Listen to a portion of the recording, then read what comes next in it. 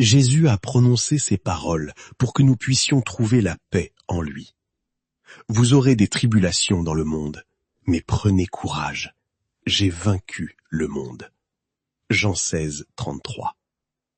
Aujourd'hui, cette déclaration puissante s'adresse directement à toi. Si tu traverses des moments où tout semble vaciller autour de toi, écoute bien. Jésus t'a confié un secret du ciel, une révélation capable de te rendre inébranlable. Une vérité qui peut garder ton cœur en paix et ton âme stable, même quand le sol tremble sous tes pieds. Celui qui comprend et vit cette vérité ne se laisse plus briser facilement. Ce n'est pas une simple belle parole humaine, c'est une clé du royaume de Dieu. Une vérité que peu de personnes appliquent vraiment, mais qui transforme radicalement une vie. Es-tu prêt à entrer dans cette lumière? Jésus voulait que ses disciples, et que toi aujourd'hui, ne chancellent plus face aux épreuves. Avant d'aller plus loin, si ce message te parle, abonne-toi à la chaîne et mets un j'aime pour que cette parole atteigne encore plus de cœurs. Reste jusqu'à la fin, une prière puissante t'attend. Et écris en commentaire cette déclaration que nous allons graver dans nos esprits. Ma force vient du ciel, rien ne pourra m'abattre. Maintenant, entrons ensemble au cœur de cette révélation que Jésus a donnée à ceux qui désirent marcher dans la foi, la puissance et la résilience. Dès le début, Jésus n'a jamais promis une vie sans difficulté. Il n'a jamais dit que la foi nous mettrait à l'abri des tempêtes. Au contraire, il a comparé le disciple sage à un homme qui bâtit sa maison sur le roc. Matthieu 7, 24. La pluie tombe, les torrents montent, les vents soufflent avec violence, mais la maison reste debout. Pourquoi? Parce qu'elle est fondée sur sa parole. C'est là le secret de la vraie résilience spirituelle. Une vie construite non pas sur nos émotions changeantes, mais sur les paroles éternelles du Christ. Le prophète Isaïe l'exprime magnifiquement. Ceux qui se confient en l'Éternel renouvellent leur force. Ils s'élèvent comme des aigles. Ils courent sans se lasser. Ils marchent sans se fatiguer. Ésaïe 40, 31. Cette promesse n'est pas une jolie poésie. Elle est vivante et puissante. Pourtant, beaucoup se trompent aujourd'hui. Ils pensent que la foi les protège de toute souffrance. En réalité, elle nous donne la force de traverser la souffrance sans être détruit. Jésus ne nous promet pas une vie facile, il nous offre une vie victorieuse, où les épreuves deviennent des tremplins et où chaque douleur a un sens. L'apôtre Paul l'a bien vécu. Nous sommes pressés de toutes parts, mais non écrasés. 2 Corinthiens 4, 8. C'est exactement ce que Jésus veut nous enseigner. Comment rester debout quand le monde entier semble vouloir nous faire tomber? Voici maintenant les 7 piliers bibliques essentiels pour marcher dans cette résilience divine. 1. La vraie force naît de l'abandon total à la volonté du Père. Dans le jardin de Gethsémanée, Jésus a prié « Mon Père, si cela est possible, que cette coupe s'éloigne de moi. Cependant, non pas ce que je veux, mais ce que tu veux. » Matthieu 26, 39. Ce n'est ni la force physique, ni l'intelligence qui nous rend inébranlables. C'est cet abandon profond et sincère. Dans un monde qui glorifie le contrôle, Jésus nous montre le chemin inverse, lâcher prise et se remettre entièrement entre les mains du Père. Quand ta volonté est soumise à la sienne, le diable n'a plus de prise. L'abandon n'est pas une faiblesse, c'est la plus grande déclaration de confiance. C'est là que naît une paix que les tempêtes ne peuvent ébranler. 2. La force intérieure se bâtit dans l'intimité secrète avec Dieu. Jésus se levait très tôt, avant l'aube, pour se retirer dans un lieu désert et prier. Marc 1, 35. Même lui, le Fils de Dieu, avait besoin de ce temps seul avec le Père. Ta vraie puissance ne vient pas de ce que tu fais en public, mais de ce que tu reçois dans le secret. Ce que tu construis avec Dieu dans l'invisible te soutient dans le visible. Si tu veux tenir quand tout vacille, apprends à aimer le silence avec lui. C'est dans ce lieu sacré que Dieu te purifie, te console, te forme et dépose en toi une force que rien ne pourra t'enlever. 3. Aimer ses ennemis est une puissance surnaturelle de résilience. Jésus a dit « Aimez vos ennemis, bénissez ceux qui vous maudissent, priez pour ceux qui vous maltraitent. » Matthieu 5, 44. Ce commandement n'est pas naïf, C'est une stratégie du ciel. Tant que tu gardes de la haine, tu restes enchaîné à ta blessure. Mais quand tu choisis d'aimer et de pardonner, tu brises ces chaînes. Jésus l'a démontré sur la croix, en priant « Père, pardonne-leur, car ils ne savent pas ce qu'ils font ». Luc 23:34.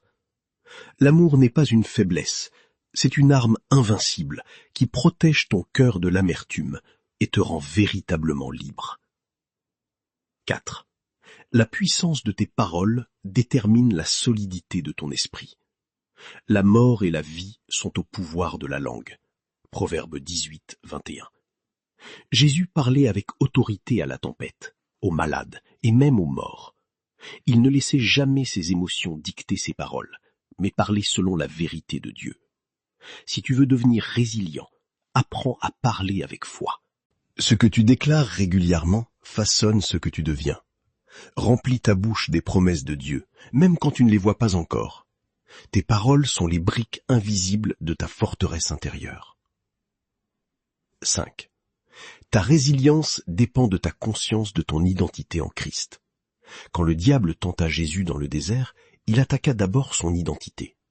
Si tu es le Fils de Dieu. Mais Jésus savait qui il était. La voix du Père avait déjà déclaré « Celui-ci est mon Fils bien-aimé ». Matthieu 3:17. Toi aussi, tu es un enfant du Dieu vivant, racheté par le sang de Jésus. Quand cette vérité s'enracine profondément en toi, tu deviens difficile à ébranler. Ni les circonstances, ni les critiques, ni les échecs ne peuvent voler ton identité. Celui qui sait à qui il appartient marche avec une stabilité surnaturelle. 6. La vision de l'éternité te donne une force que la terre ne peut éteindre. Jésus a enduré la croix à cause de la joie qui lui était réservée. Hébreux 12:2. Il voyait au-delà de la souffrance présente. Paul dit que nos légères afflictions du moment produisent un poids éternel de gloire. 2 Corinthiens 4:17. Quand tu élèves ton regard et que tu vis avec une perspective éternelle, les épreuves d'aujourd'hui perdent leur pouvoir de te détruire. Ce que tu regardes détermine ce que tu peux supporter. 7. La joie en Christ est une source surnaturelle de force. Jésus a dit « Je vous ai dit ces choses afin que ma joie soit en vous et que votre joie soit parfaite ». Jean 15:11. Cette joie ne dépend pas des circonstances, c'est un fruit du Saint-Esprit. Néhémie l'a déclaré. La joie de l'Éternel est votre force. Néhémie 8:10. L'ennemi veut voler ta joie, parce qu'un cœur joyeux peut tout supporter. Paul et Silas chantaient en prison, et leur joie a ébranlé les fondations. Entretiens cette joie par la louange et la reconnaissance. Tant qu'elle brûle en toi, rien ne pourra te briser.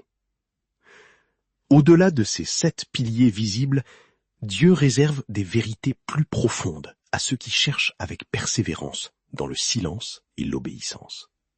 Il y a 5 mystères spirituels cachés dans les Écritures, qui, une fois révélés, transforment radicalement ta capacité à résister aux tempêtes de la vie. Premier mystère. L'espérance ancrée dans les promesses de Dieu te rend plus solide que la délivrance immédiate.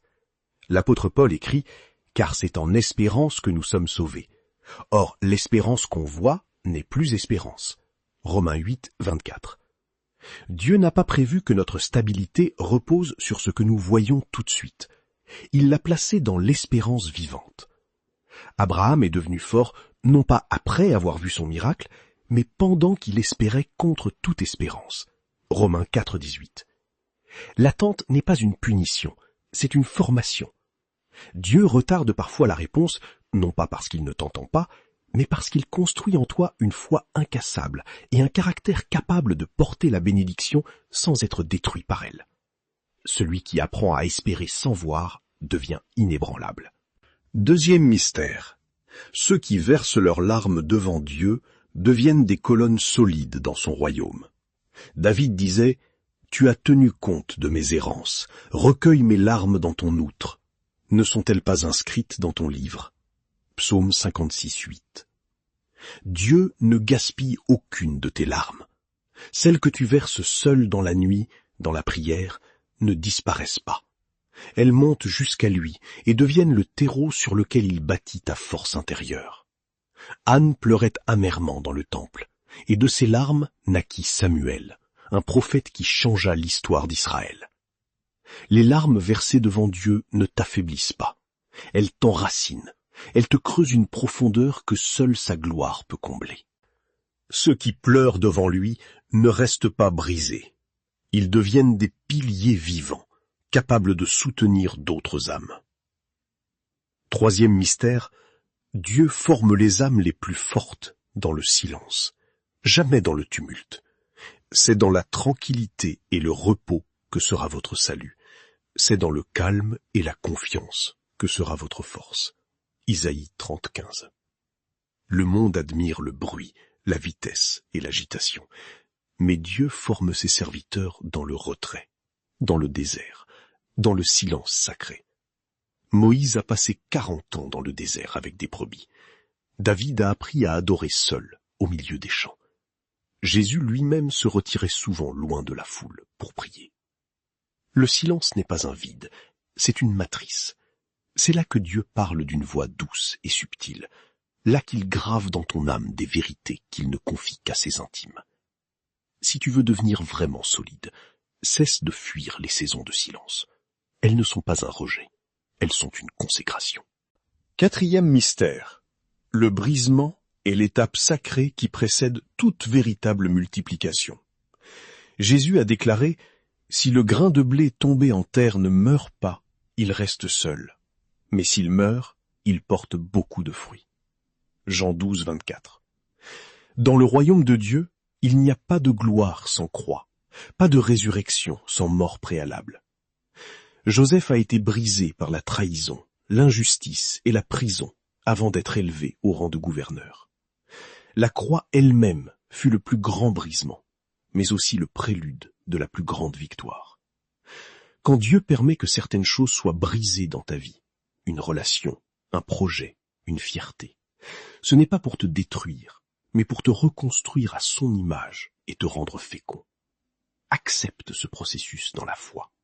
Ce que tu perds aujourd'hui dans les larmes reviendra demain sous forme de moisson abondante. Cinquième mystère. Ceux qui persévèrent reçoivent une onction invisible de stabilité. Mais il faut que la patience accomplisse parfaitement son œuvre, afin que vous soyez parfaits et accomplis, sans faillir en rien. Jacques 1:4. La persévérance n'est pas une simple vertu humaine, c'est une puissance divine qui agit en toi. Dieu réserve une force particulière à ceux qui continuent de croire quand tout les pousse à abandonner, à ceux qui prient encore quand le ciel semble muet. L'ennemi ne craint pas ton enthousiasme du premier jour, il craint ta fidélité du 100e jour. Celui qui persévère développe des racines profondes que les tempêtes ne peuvent plus arracher. Sa stabilité devient un témoignage vivant que Dieu honore. Ces vérités et ces mystères ne sont pas faits pour rester dans ta tête. Ils doivent descendre dans ton cœur et produire une transformation réelle. Voici 7 transformations spirituelles que le Saint-Esprit veut opérer en toi si tu lui ouvres la porte. 1. Remets à Dieu tout ce que tu ne comprends pas. Au lieu de te tourmenter avec des questions sans réponse, confie-lui tes incompréhensions. Confie-toi en l'Éternel de tout ton cœur et ne t'appuie pas sur ton intelligence. Proverbe 3, 5-6. Jésus l'a fait sur la croix. Père, je remets mon esprit entre tes mains. Cette remise libère une paix surnaturelle. 2.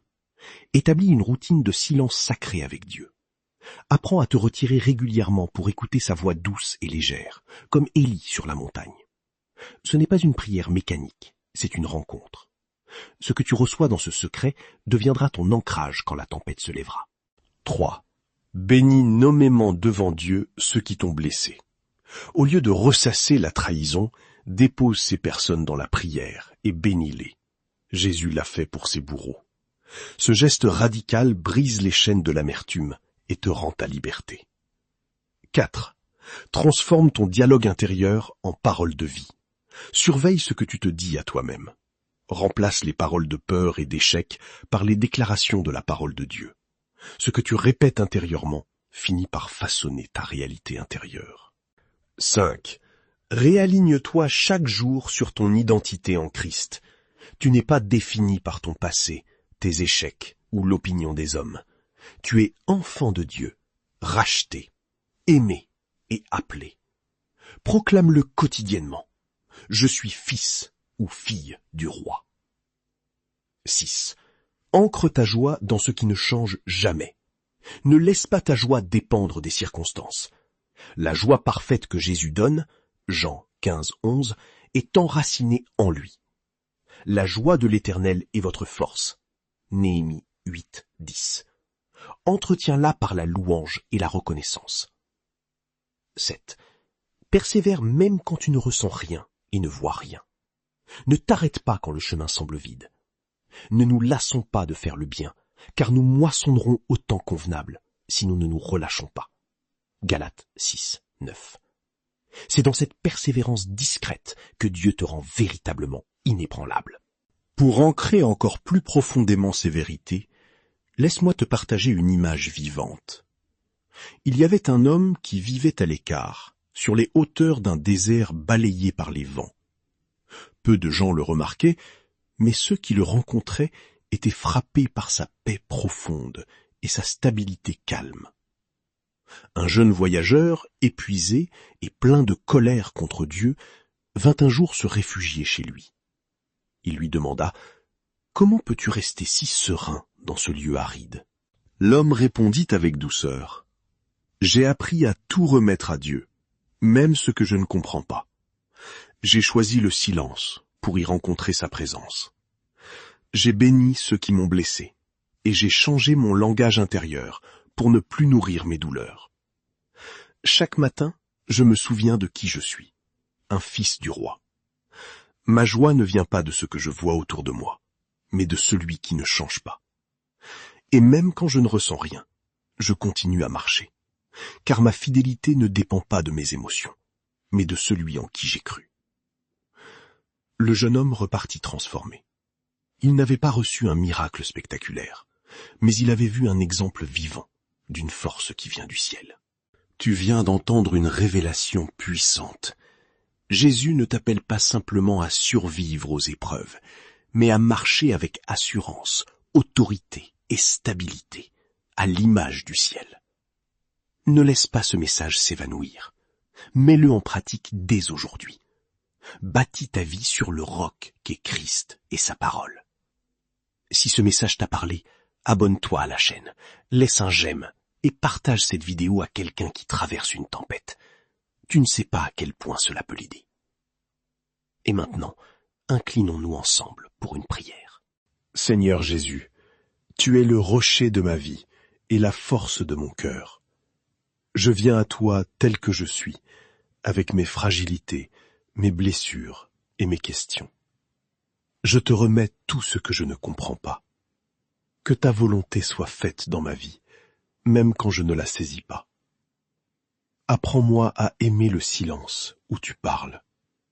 Aide-moi à rechercher ta présence plus que tes interventions. Je te confie ceux qui m'ont blessé. Je les bénis et je choisis de leur pardonner pour être libre. Purifie mes pensées et mes paroles.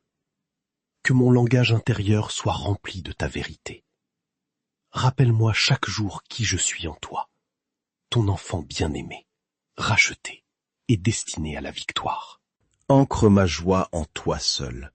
Donne-moi la grâce de persévérer, même sans ressentir ta présence, car je sais que tu es fidèle. Enracine-moi profondément dans ta parole. Fais de moi un arbre solide près des eaux vives, un témoin inébranlable de ta puissance. Je te consacre ma vie. Que tout soit pour ta gloire. Au nom puissant de Jésus-Christ. Amen.